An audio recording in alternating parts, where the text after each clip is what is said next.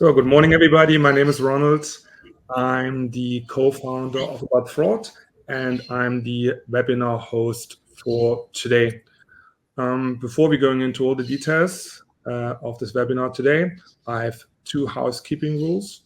One is just FYI, this webinar is recorded. So in case you want to go back to a certain point of our discussion, you always can watch the recording and again, getting back to all the information which we discussed. The second point is please be active. Again, we always trying to get good content, good speakers into this kind of sessions. But to get the most out of this, please be active, share your thoughts, share your insights, ask questions. And some of you already used the chat box on the right side of the panel. Exactly, that is the place where you raise your questions. We're trying to incorporate the questions in our discussion. And if not, we're going to put it to the end in our Q&A session. Perfect. Then let's get started. So today we talk about digital identity and again, how to use the right intelligence to win the fraud fight. When we talk about experts, we have 4 experts here today. I want to go from the left to the right, starting with Harish, to provide a short intro. Again, it's important for us that we get always good speakers involved who really can provide good insights, any kind of best practices that you as the audience getting the most out of this webinar. Harish, I would like you starting with a short intro. Okay, thank you. Thank you, Rod. Hey, good morning, folks. Good afternoon, folks. I'm Harish Manipalli, CTO at Zomigo. I've been with Zomigo for a little over 10 years. At Zomigo, I drive the tech strategy for our authentication and ID verification solutions. I've been in the fraud fighting space for almost 11 years now. I was briefly at Amazon working on workforce authentication solutions as well. And then prior to that, I've been at a number of different startups doing a wide range of things. I'm a programmer at heart. Happy to be on this panel. Thanks, Harish, for being here today. Madhu, your turn. Yeah. Hey, everyone. I'm Madhu Vidali. I'm VP of Product Management at Zomigo. I've been with Zomigo for a little over a year, but I've been in the identity space for almost 10 years. Starting in, primarily in ad tech, where identity is so critical, and with lots of changes in privacy, and particularly on the mobile side, with our devices becoming more prominent, our personal devices becoming so critical in our daily usage. Fraud has become more privacy first, and fraud are both sort of important things for companies to monitor and take care of their business and their customers. So I'm really looking forward to this panel today. Perfect. Thanks for being here today. Kawal Pratt, your turn. Thank you. Greetings, everyone. This is Kawal. I'm a product manager at Verizon. I lead some innovative and product development work streams in fraud prevention authentication space at Verizon. Prior to this, I was a product manager and strategic consultant at MassMutual, where I led multiple initiatives and got rid of, one of the key accomplishments was getting rid of knowledge-based authentication with some biometrics authentication. Looking forward to this webinar. I'm a certified fraud examiner as well. And looking forward to introducing some cool technologies to you guys. Thank you. Thank you. Last but not least, Matthew, your turn. Yep. Hi, everyone. My name's Matt. I'm product manager at Verizon. I've been at Verizon for about 10 years now. I'd say the past couple of years have gotten really interesting as we've really sort of focused more and more on what can the network do specifically to help address fraud. So I'll talk about a few different technologies, some of the few things that Verizon's really focusing on, but we're really excited about some additional developments that have really come on into this space. But I think it's going to be a really interesting time, really thinking about how telcos can help play a key role in helping to prevent fraud going forward. Perfect. Thanks, Matt, for being here as well. I mean, the audience can see we have a power panel here with a lot of background, with a lot of knowledge in the device and telecommunication space. So let's get started with the agenda. Again, everybody can see here what we're going to talk about.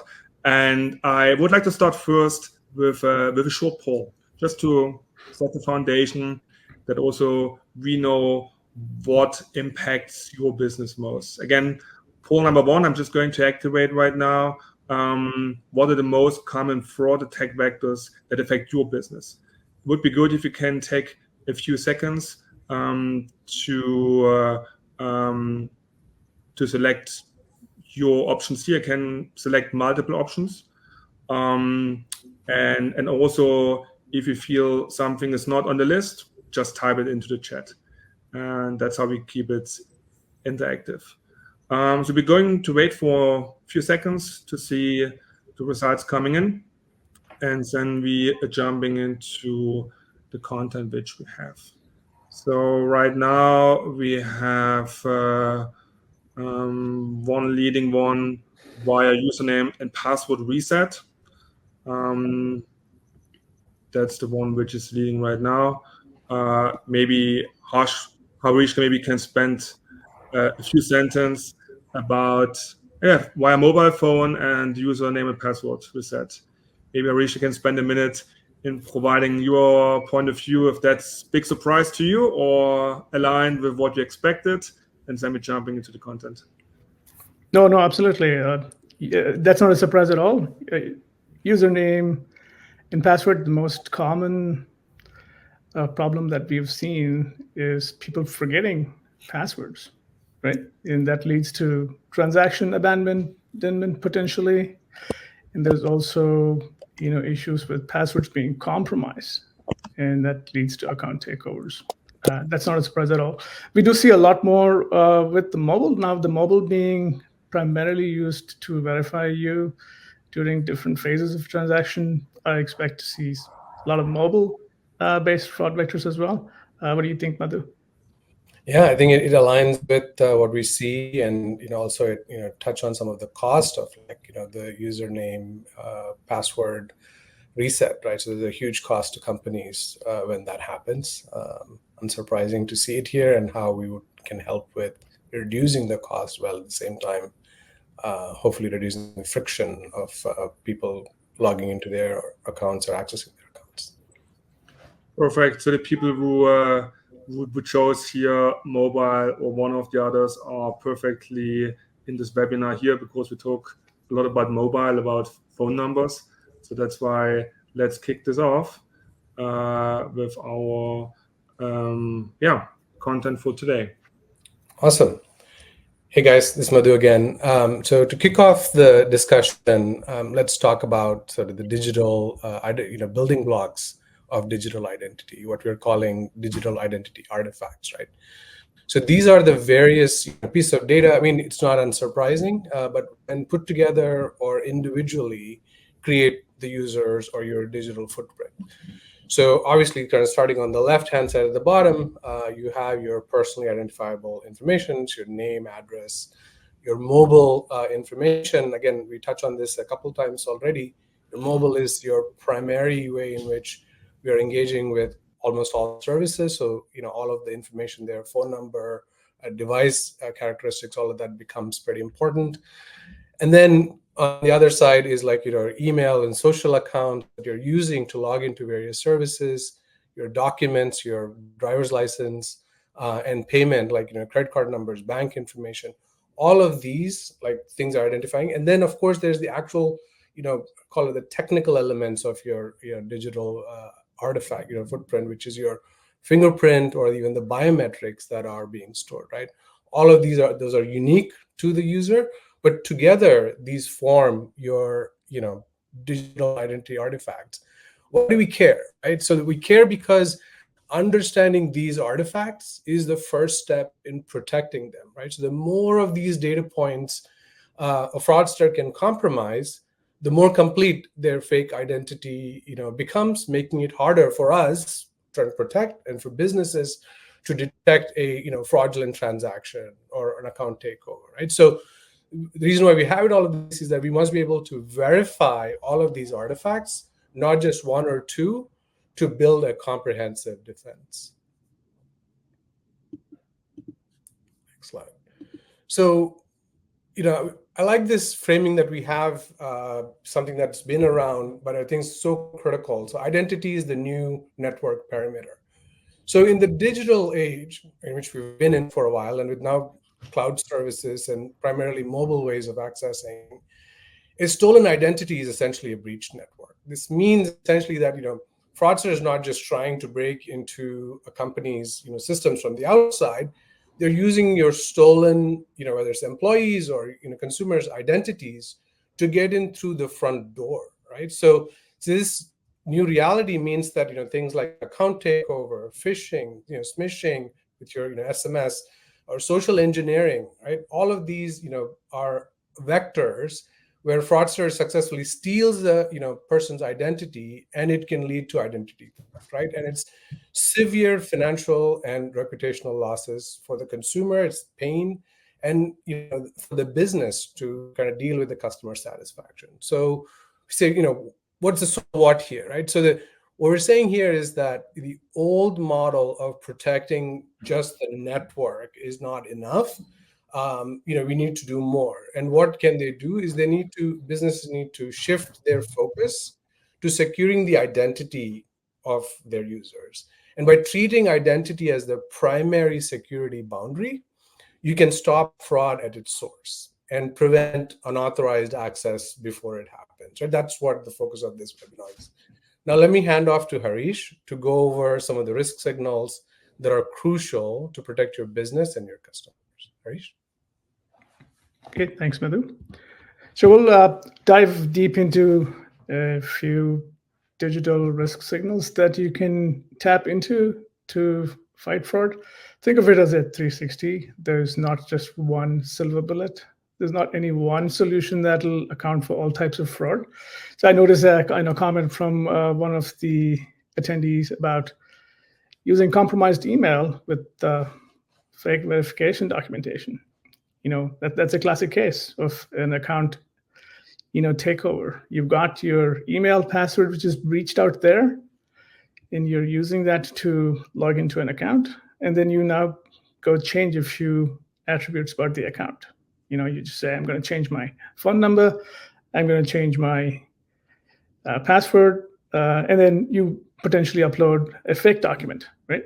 So how do you protect against threats like that? So we'll go through the different signals that are available. So for instance, if you're authenticating somebody at login, you typically do a second factor, right? You send them an SMS. Now, when you send them an SMS, they enter the OTP code and they're logging in. But how do you know that number was not, taken over? You use the mobile network signals to figure out if there was a recent port or if there was a recent SIM swap, right? Those are two powerful signals which will tell you something is too new about this, right? And the other mobile account signals that you can look at when you're onboarding someone is this a prepaid line or a postpaid line? How long has the account been open? Has there been any sort of a call forwarding set up on this one? And that's key, especially if you're delivering a voice OTP. You want to make sure that the voice is not forwarded to another phone number. So that's a common fraud pattern. Somebody comes in, forwards the voicemail, it goes to a different number, they get the voice OTP, right? So the mobile signals can give you real-time look into an account, can tell you lots of different attributes. Now, that's not alone. A few additional signals you can do are device fingerprinting. Either you use a browser-based or an app-based fingerprinting. You can look at different unique signatures that are generated. And they're generally device-bound. You can do it in the browser. You can do it in the web. So that way you can identify a returning user. It's the same device which is coming back and interacting with us. If the username and the device don't match up, that's a signal, right? In the onboarding use case, if you want to verify the personal information, here's my name, here's my address, here's my date of birth, here's my SSN, right? And you want to confirm that with one or more sources. It's a good idea. Go make a real-time dip into the carrier, confirm to see if this phone number matches up with the data on the carrier. Likewise, do it with other sources. Email is another fraud vector, especially in new account creations. You want to make sure that the email address supplied is the domain has got a good reputation. You want to make sure that there is no tumbling going on where they just make small variations of the email and create multiple accounts. When you're opening up a bank account or accepting a payment credential, make sure that the account information or the credit card number matches with the PII supplied by the consumer. If you're doing a verification, do a driver's license verification, a passport, or you can just do a selfie, a video, and do some fake detection. You can look at IP-based geolocation to see if the IP transaction originating is from a suspicious location. Have we seen this before? So a lot of signals can come into play in making a decision. And then you can also tap into network activity, what sort of historic information you have, and what was the recent access pattern for that given user. It's a comprehensive set of signals available to assess risk at different phases of the journey. Thanks, Harish, for this good overview. I think you touched a few points. One is data breaches, compromised data. I think that's an interesting one for a lot of us because we can see almost every day news that someone had a data breach and now all the consumers are scared. All my data is now available. So how secure is my identity in the digital space? And that's a good one. And also, again, you gave a good overview and everybody gets the point. It's a multi-layer approach. We cannot trust any one data point anymore because that's not secure enough. But also that will trigger potentially a couple of challenges. And that brings us to poll number 2. Again, what are for your organization the top challenges to really use your digital identity anti-fraud solution? And again, we talked about a lot of data, and not always you get the right data back or can use the data in the right way, or you're expecting a score, or you need to match a score, or maybe again, you cannot really keep up with the internal infrastructure because you get so much new data all the time or new risk factors, and you don't really know how to incorporate them. So please take again here a second to look about the 5 options and picking the 1 or 2 which are, from your point of view, most relevant. And we can see right now that B and C are close to each other. So again, maybe Harish can spend a sentence or so about the results. Again, the winner is number B. We can't keep up with the increasing sophistication of fraud technology. And number 2 is our solution adds too much friction to the customer experience. I agree. I mean, this is a fast-moving space, right? So you just looked at the surface, the attack surface. It is huge. It is like, for instance, if you're a neobank or you're an e-commerce vendor, you can literally staff a whole IT department trying to fight all these things.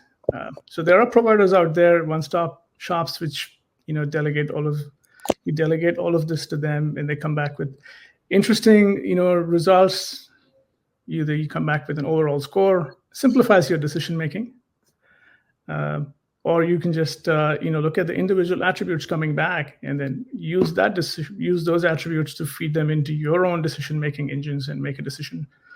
I agree. And then the password thing is interesting too. So we've got an interesting slide in the password. We'll go next on that. Perfect. Good. Let's go next on the passwords. Yeah. So this this has come up multiple times, right? Friction. So as I mentioned before, forgetting passwords is a problem. Lost passwords is compromised passwords is a problem, right? Forgetting passwords, you lose transaction. You compromise password. If that's the only thing you're authenticating with, then your account is compromised. Because especially with lots of these email dumps, even just today, I saw something about Salesforce being hacked and Google email passwords are out there. So that is a constant battle. So we've got a few solutions here. We've been pushing passwordless, passwordless, passwordless. So how can you do passwordless? Multiple different ways you can do it. I'll start with silent network authentication. It's silent because there's no friction. It is done using a sub-second lookup of the mobile number. So when a consumer is interacting with your website, you can, using a network authentication technology, confirm with the mobile carrier that this number is indeed the number that the user is asserting as belonging to that account. And this is pretty powerful. You can use it both in the browser and in the apps. And it's totally silent. You can use it directly for as a replacement for SMS OTP. No friction there, right? So you send an SMS, you don't have to worry about whether the message got delivered or not. The user doesn't have to read the OTP and enter it into your screen. Less friction here. It's a good replacement for SMS OTP. Passkeys is another solution we've been pushing. Once you have a verified user, create a passkey.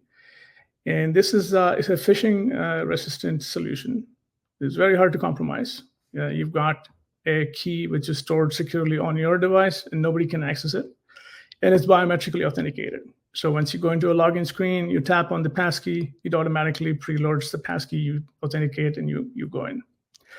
These two are pretty strong industrial grade solutions.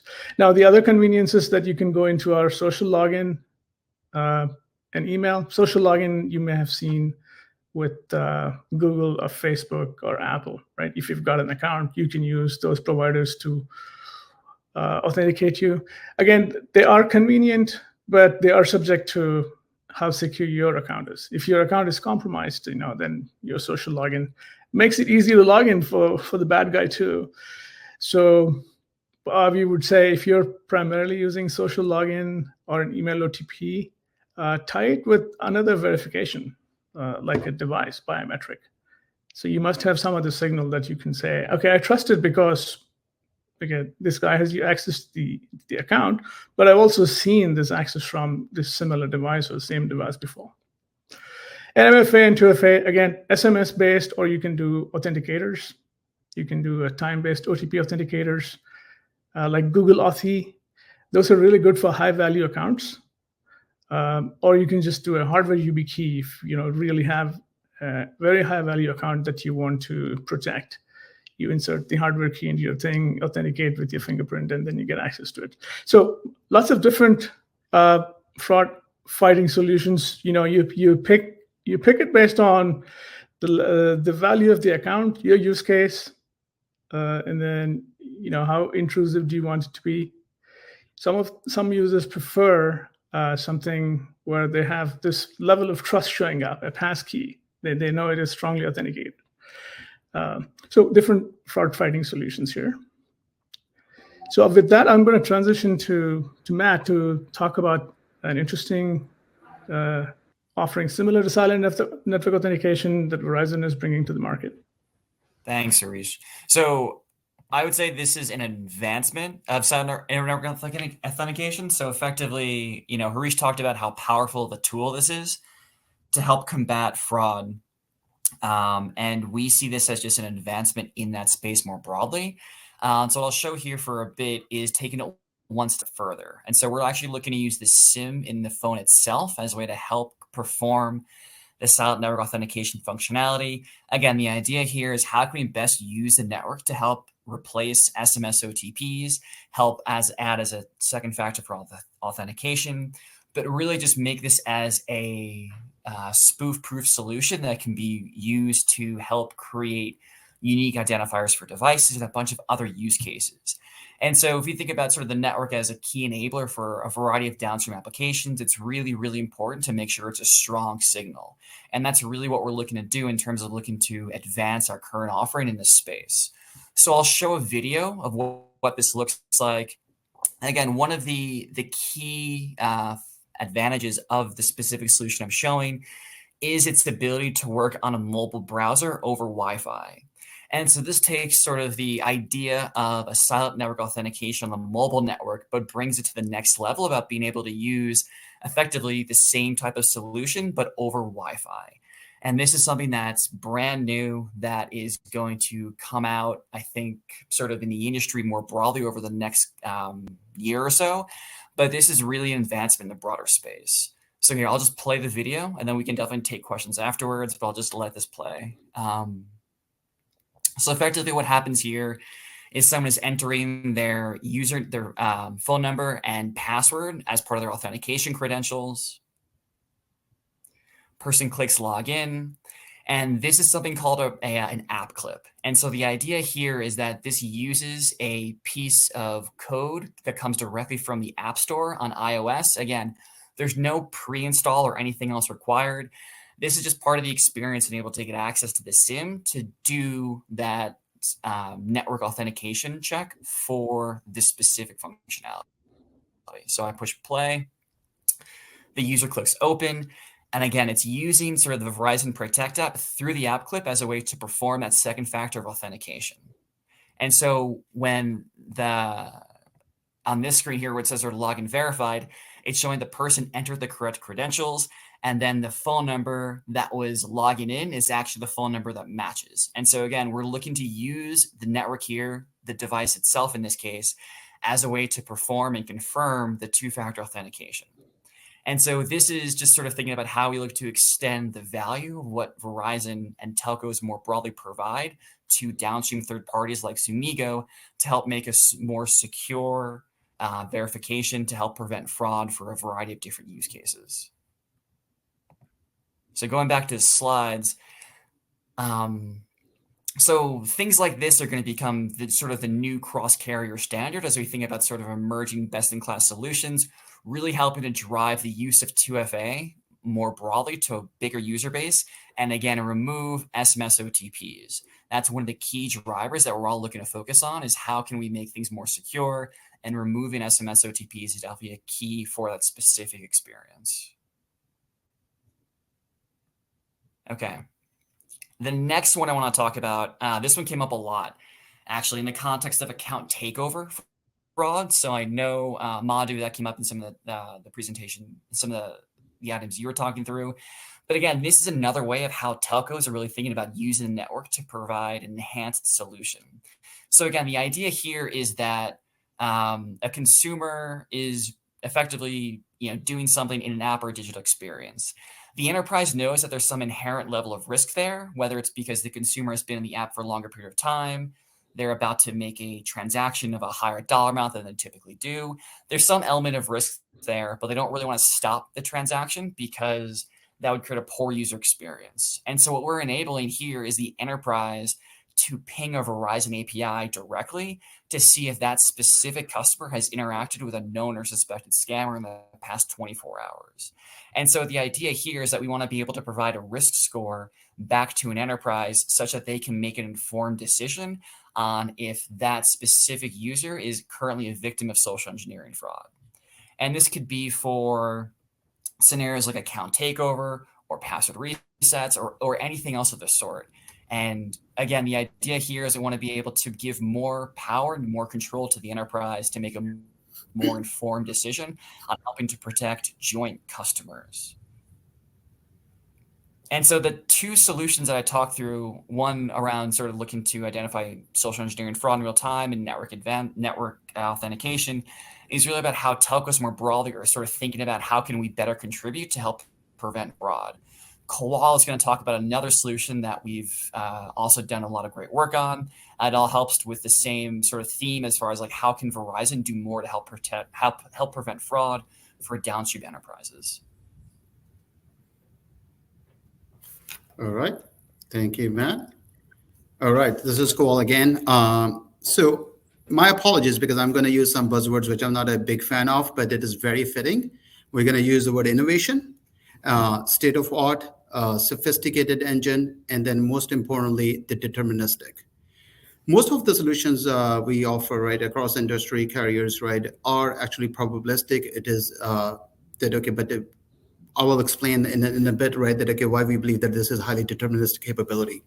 So I'm assuming that, okay, most of the audience actually knows that SIM swaps are extremely, extremely risky vector exploited by threat actors to take over the accounts.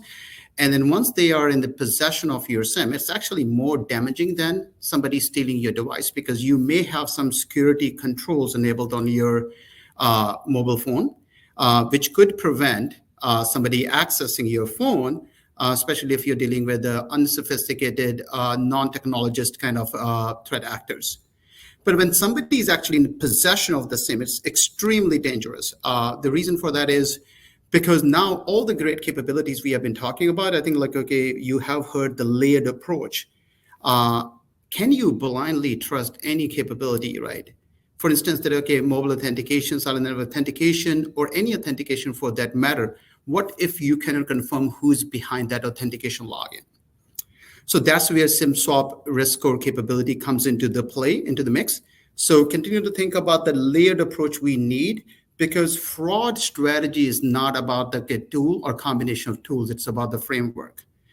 So what is SIM swap actually, right? So if somebody has fraudulently taken over your SIM, that means that, okay, they can pass all kind of authentication, let it be network authentication, SMS, one-time passcodes, one-time verification codes, and so forth.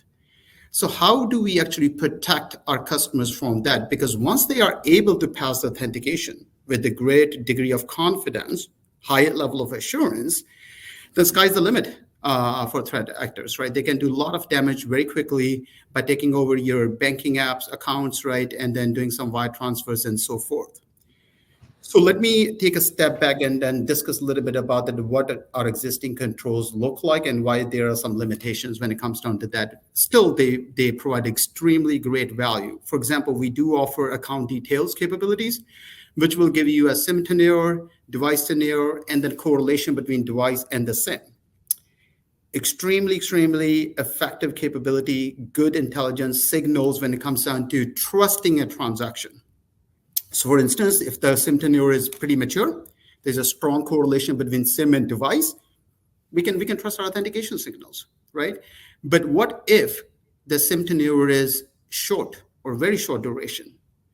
It's not necessarily indicative of that, okay, this is highly likely that this is a fraudulent transaction, but it requires us to like, okay, keep our guards up.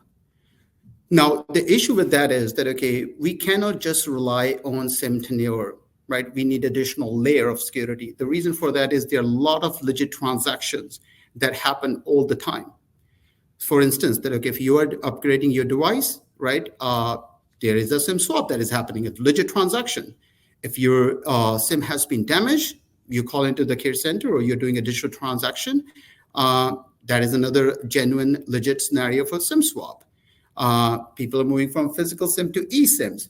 So statistically, the SIM swap fraud has been going up consistently across the years. I think I have a little bit older data, but back in 2023, there was a study done in the UK across telco providers, and then SIM swap has increased by 1,000% just in UK. So it's an extremely, extremely important problem which we all have to collectively solve for.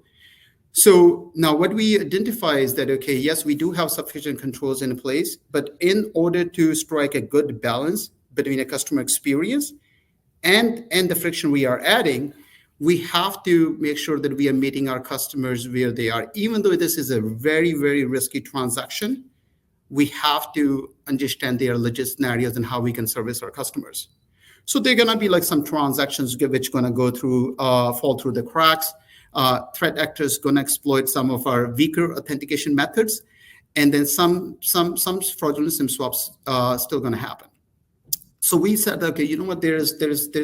We can come up with some innovative solution, which going to take intelligence, right? All the information we have about that particular account, for instance, was there recent account password reset, right? That happened on that particular related to that particular SIM and that particular line. What kind of authentication was performed when the SIM swap was actually approved? What was the level of assurance we actually claimed during that process? Where that transaction actually happened? because we cannot treat each channel equally, because they all have their own verification authentication processes. Some are more secure, others are less secure. For example, we cannot ask all of our customers and subscribers to, hey, if you want to swap the SIM, you have to go to the retail store and actually do that transaction in person. That's not good and ideal experience for our customers. So we have to provide the digital capabilities and options and functionalities to our customers. So what we started doing is we looked at a lot of like pre-SIM swap attributes, and then we married that with the post-SIM swap attributes. We are talking about 30 plus features, and the list keeps growing. So what we did is that, okay, there's certain information which will only come to the light, come to the surface when the SIM swap has actually already occurred. For example, when the new SIM has been activated, did it actually happen within the US or outside the US? How much distance was traveled between the pre-SIM swap geolocation versus the new geolocation? Is it a scenario of impossible travel? Now, if this SIM is actually inserted into a new device, then we look at the device velocity. Do we see like, okay, a lot of SIMs have been inserted or are correlated with the single device ID? So putting everything together, we are able to paint a pretty comprehensive risk picture of that particular transaction. That's the reason we are calling it highly deterministic. For the scenarios I described, let's say that, okay, there was a weaker level of authentication that was performed. And then the channel was online when the transaction was processed, and there was account password reset. Plus, there is a lot of distance that was traveled in very short span of time between pre-SIM swap and post-SIM swap.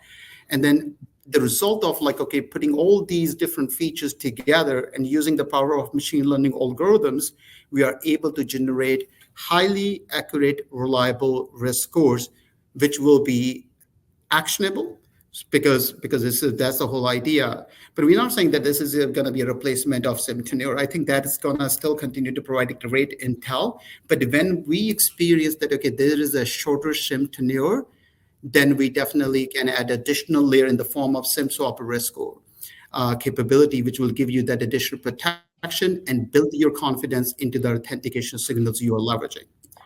So as soon as we launch this capability, now we may go back actually rebrand this, because we are actually identifying some additional applications of SIM swap risk score. Not only we are able to identify fraudulent SIM swaps with a high degree of accuracy, but we are also identifying the fraudulent line ads, which is very similar to SIM swap, and also fraudulent port outs. All in all, like, okay, this has been a great success, and we are happy to partner with you all for a deeper dive and then future POCs. With that being said, I will hand it off to Harish. Okay, thank you, Cole. So yeah, that's powerful. I'll just make a comment on the SIM swap, because not all SIM swaps are bad, right? Because, you know, the guidance has been, SIM was swapped in the last 7 days, means it's risky, and do a step up. You don't want to necessarily do that. What if the subscriber went to a store physically and got a SIM, right? So this is good context and will, lead to less friction, less step up. Looking forward to, taking this to market. So Zumigo and Verizon has been working together for several years. We've rolled out lots of joint solutions. Zumigo has, we've got connections with carriers all over the world. And we have a single API which allows you to perform a lot of these mobile authentication, checks using a single API. And it really depends on your use case, what you want to do. Silent authentication, we talked about it. Like Matt mentioned, it's been there for a while. It's great, but it only works if you're on the carrier mobile network. On the browser, if you're on Wi-Fi at home, it's not going to work. So you fall back to SMS, right? On the app, if you have an SDK from a vendor like Zumigo, it will allow you to route traffic on the mobile network, even if your mobile device is on Wi-Fi. But that's only possible on native apps, right? But with the SIM authentication, it's going to work whether you're on Wi-Fi or mobile network. It doesn't matter, right? So it's a powerful way of doing it. It's really complementing solution, and it kind of works both ways. One is a silent, the other one is actually the user sees a little pop-up. It's a level of trust that brings it up to the user. So it's up to you, the consumer, how you want to present the authentication solutions. You can use it as do it silently, or when it fails, do some authentication. In our view, this is a comprehensive mobile authentication solution, which will allow you to confirm that the user is in possession of that device, right? Likewise, on the KYC, when you're onboarding a new customer, Zomigo has a comprehensive set of signals that are returned. Some of them use the carrier name, address, and account information. We talked about the different attributes: account tenure, SIM tenure, device tenure, right? That's prepaid or postpaid. All these things will result in a single score being returned to you, a phone trust score. You can use that to make a decision, or you can look at individual attributes and make a decision on your own. Same goes for OTP risk scoring. This one really ties into the SIM swap discussion we had previously, which is great that the SIM swap risk score is going to account for some of these other signals as well. But these signals are available too. Was it recently ported? Was the number recently deactivated? Was it recycled? Was there a call forwarding setup? So lots of these signals, and we work with Verizon in getting real-time calls. So this is not historical data. When a call comes in, it's a real-time call into network. Verizon does a network depth, returns this real-time. So it is easy to, get this data in real time, which allows you to do account takeover protection. Okay, with that, so I'm going to hand it off to Madhu, who's going to talk about a layering architecture and how best you can, do this to present the best experience for your customer. Yeah, thank you, Harish, and thank you, Kawal and Matt. I think the better together theme, I think, is so critical here because it's a key part of the layering strategy that we are going to talk about. So before we jump in, I just wanted to throw this graphic here. This is from a Gartner paper that was released recently.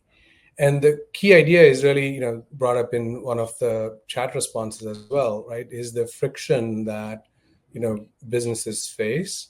So on the one hand, the balance is, trying to, you want to strengthen your, cybersecurity, customer authentication, all of those practices. But at the same time, we want to also run a business where we're not preventing, the friction is not preventing the user to abandon transaction, right? So it's a balance that we have to strike. And of course, the goal is to not just, be so good that, in terms of catching the bad guys that, we're making it so difficult, right? So where does that, how do we strike the balance? And, they have quoting Einstein, they say the key takeaway is that authentication must be as simple, but no simpler, right? So it's a good way of summarizing what we are trying to do is, how to strike the balance. So I'll show in terms of how we look at this is this multi-layered approach we've been talking about, and how does the layered approach work, right? So next slide here. So we think of this as peeling the onion here. So at the lowest level is the, doing sort of the foundational mobile verification, then the enhanced risk scoring, and then lastly, to really catch the more sophisticated cases, the advanced authentication and threat mitigation, right? So let's start at the bottom. So we've been talking about, silent network authentication, which is sort of, again, we feel like this is a very comprehensive, way of identifying the user at that point in time and when they're coming from their mobile device. And there are actually ways in which we can also do trust transfer between a mobile device and to, let's say, they're coming from their desktop. Right? Device fingerprinting and biometrics gives you another passive way of understanding the, where the user is coming, who the user is, what device it is that they're presenting. And if you're collecting any biometrics, whether that matches up with what we know historically about that user.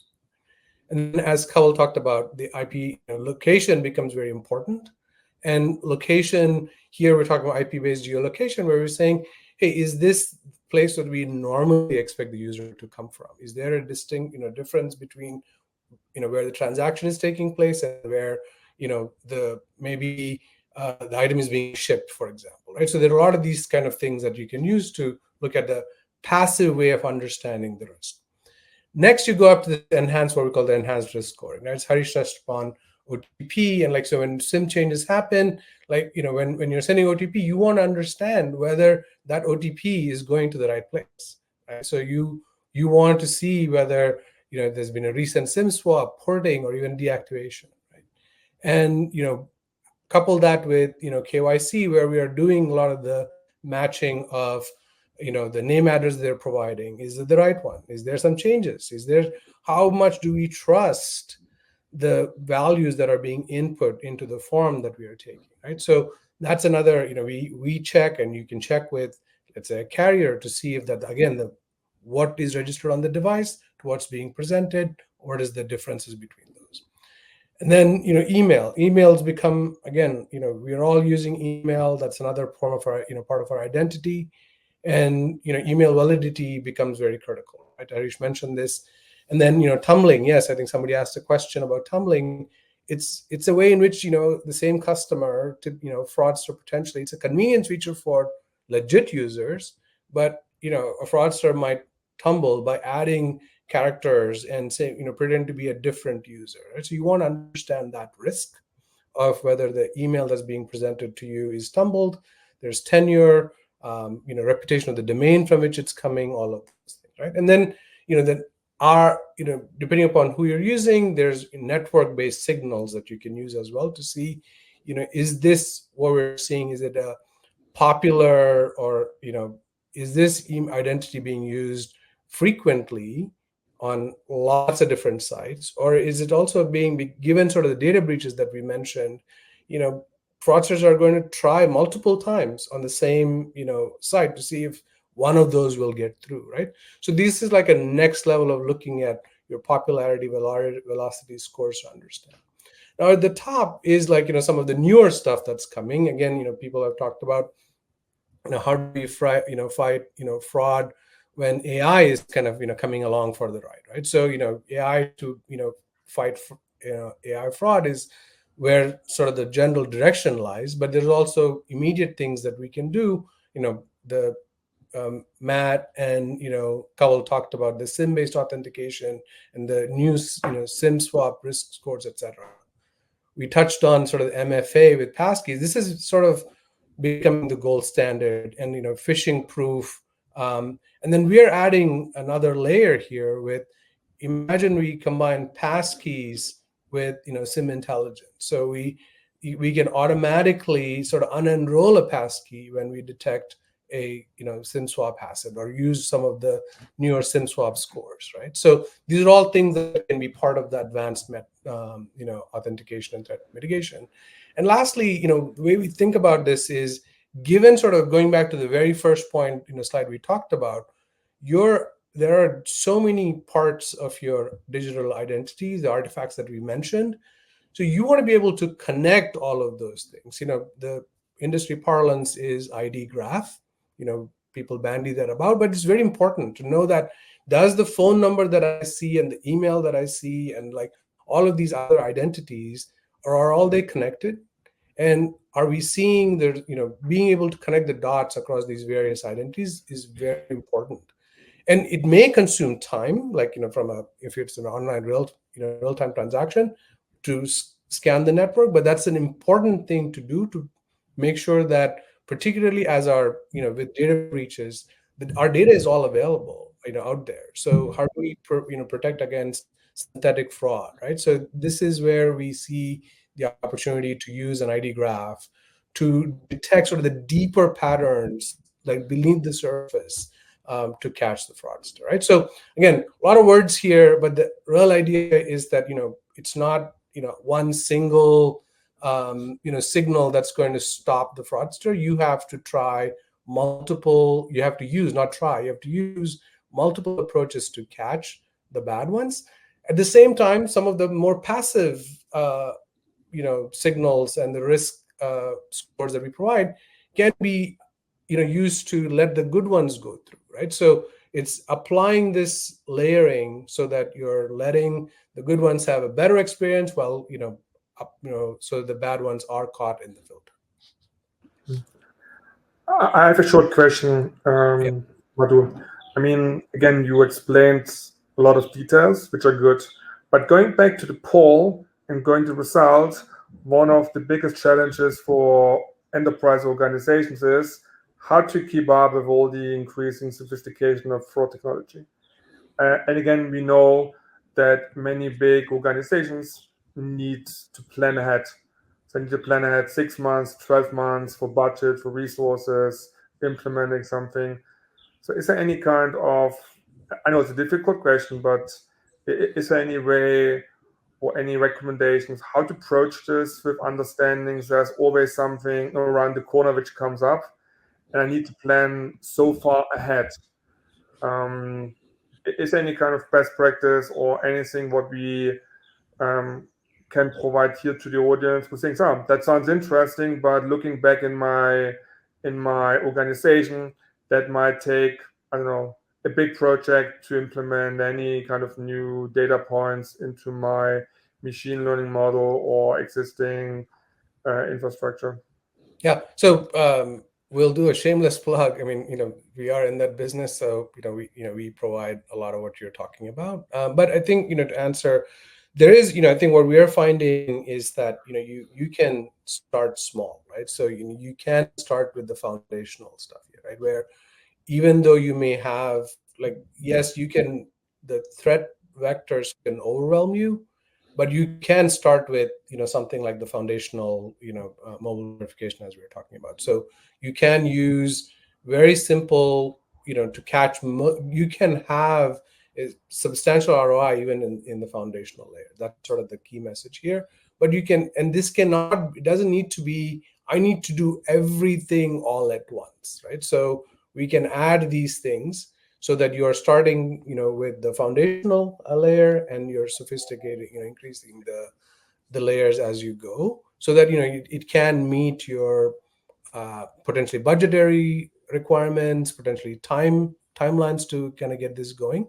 But there are solutions. We provide some of these where sort of a one-stop shop, or even down the road of having what we call a widget, so that it's like we're taking sort of making a lot of the decision making on your behalf, right? So one of the things that we are seeing, and it's been released even in the Gartner studies, is yes, there is a big bank or some of the bigger companies have the wherewithal to do a lot of this by themselves, but many of the customers that we talk to are having the questions. I think some of the comments here are, how do I do this myself, right? So the answer is, we can do it for you, and we can reduce the time to market, time to kind of, making it easy for you to launch these solutions under 6 weeks, under 4 weeks, depending upon the sophistication. In some cases where we're going, as simple as launching a widget on your website. Harish, you want to add anything to that? Absolutely. I think you hit it spot on. Again, the best practices are, understand your customer base, figure out what sort of user experience you want to provide. And then focus on your core business, right? If you're an e-commerce merchant, or if you're a neobank, or if you're a service provider for any type of service, do you want to spend all your time building a sophisticated fraud detection engine, or do you want to delegate? So, pick your battles. Companies specializing in this one-stop shops, provide you multiple different ways of integrations, APIs, widgets, apps which you can install on your stores. And then you figure out where you want to introduce friction or not, right? So I think then you understand your fraud pattern the best. You've been hit with fraud, you know how it works, and you want to know. You can consult with us, and we'll give you best practices on what sort of signals that you should look for and where you instrument them in your flow, right? Yeah, I think that's key. Just looking at the time, we have a few minutes left. I think, Madhu, we have one more slide who is running the multi-layer. Yeah, so pretty straightforward. I think as we talked about, again, use the approach. Really what we're saying is, we want to, any model, fraud model, Kawal talked about the model that Verizon has. We have models that we build.